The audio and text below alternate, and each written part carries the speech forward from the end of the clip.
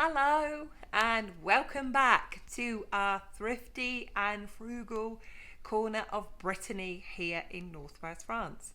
Today I'm answering the question, how do we cope with frugal fatigue? Well, the first thing I actually had to do was look at what that meant. Apparently, frugal fatigue means you've been sticking to a budget or saving money or living on a tight budget for so long that it just breaks you. There's a snapping point and you blow that budget because you're suffering from frugal fatigue.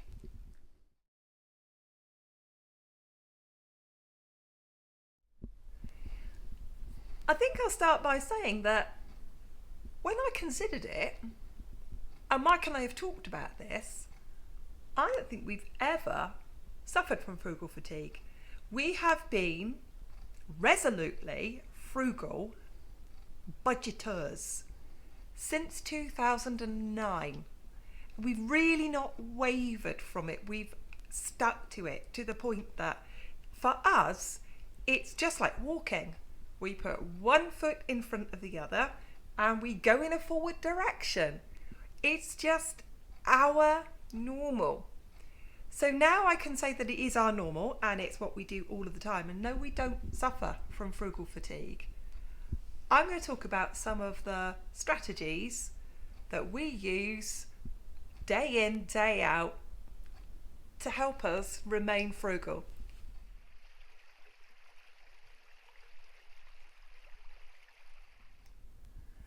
I think the biggest thing that has helped Mike and I never to feel frugal fatigue is that we are absolutely and resolutely financially on the same page.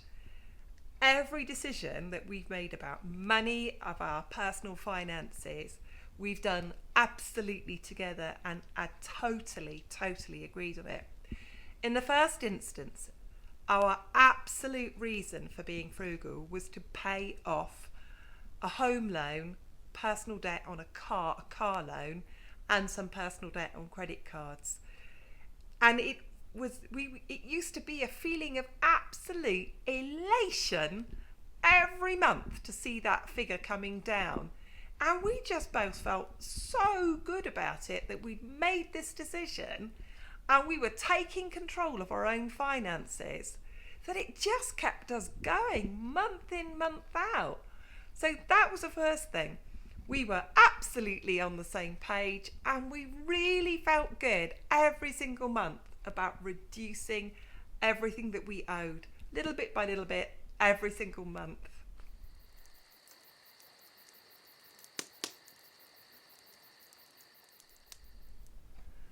So as I've said, we're on the same page financially.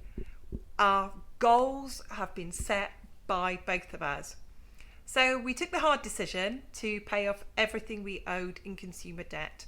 The next thing that we did was to pay down our mortgage.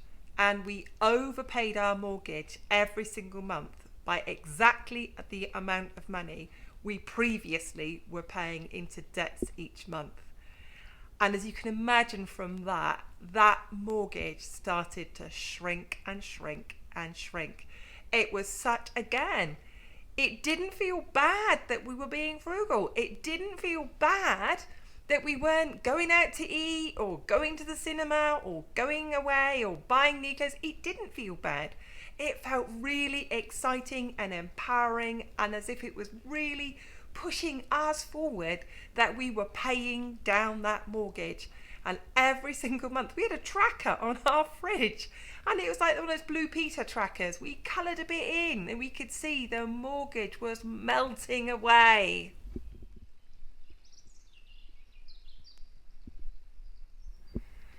So we paid off our debts, we drastically reduced our mortgage, and then I suppose at the point where many people could really be feeling frugal fatigue by then, we decided to do something really drastic and we downsized from a regular 4-bedroom, lovely sort of your dream house to a little 2-bedroom terraced house. And that halved our mortgage. Now that point was when we had a really small mortgage, and we then could start to make different financial priorities. One of them is that we did some cosmetic work to our little terraced house, but we didn't change the kitchen. We didn't change the bathroom. We didn't change the layout. We put in double glazing. It's a standard thing for Mike and I to do wherever we go. We always make sure we're warm and cozy. And we redecorated throughout. But we saved for that.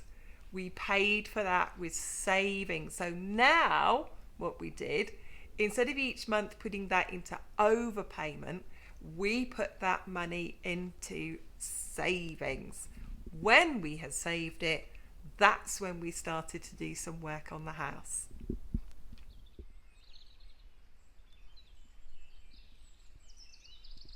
So, bit of a recap, and why we haven't really suffered from frugal fatigue is we're on the same page, and each step of the way we've had really specific goals.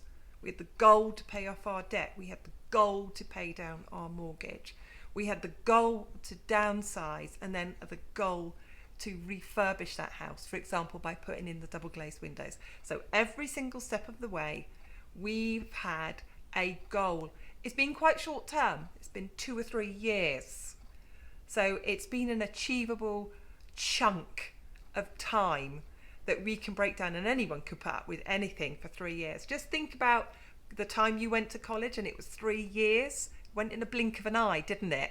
So all of the time we managed to not feel frugal fatigue because each time we had a very specific goal.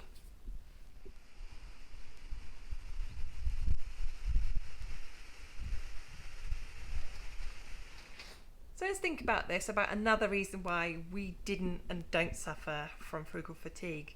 I think we reached a point where we had this really small mortgage, and all the money that once upon a time was going into all of these different directions, we were saving it every single month.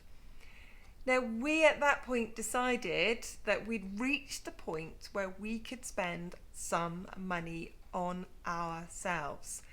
And I think we still do this to a little point now. We allow ourselves a little bit of money every single month that is for us. And currently we're saving just as we did back then, so we can go on a little trip each year. And I think that's really kept us going. We had these really specific goals, and then we reached a point where we'd mastered saving. We've kind of cracked it now, really. We feel really good about where we are financially, that we've mastered the art of frugal living, we've mastered the art of saving, and we're on the same page about it. So just as then we decided that we would put a little bit more money each month into saving for the things that we wanted to do.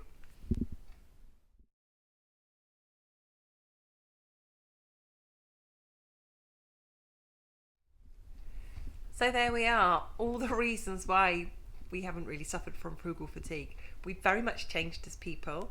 We've become savers and budgeters, and in that budget there's the budget for everything. Budget for the dogs, budget for the doctor, budget for healthcare, budget for new glasses, budget for clothes, budget for going on a little trip in the autumn, fingers crossed.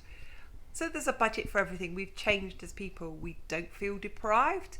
We feel that we live a really, really, really good and happy life of absolutely of our own choosing. And we have set all our own goals, and we're really, really happy with them. I hope that answers the questions that people ask me about how do you manage frugal fatigue. And there we are. Just leaves me to say thank you so much for watching. As ever, please give the video a like. If you're not a subscriber, hit the subscribe button. Lots of more thrifty and frugal videos on the way. But best of all, leave a comment. I always reply. And thanks again for joining us here in our thrifty and frugal corner of Brittany, here in Northwest France. Thanks very much, and I'll see you next time. Goodbye.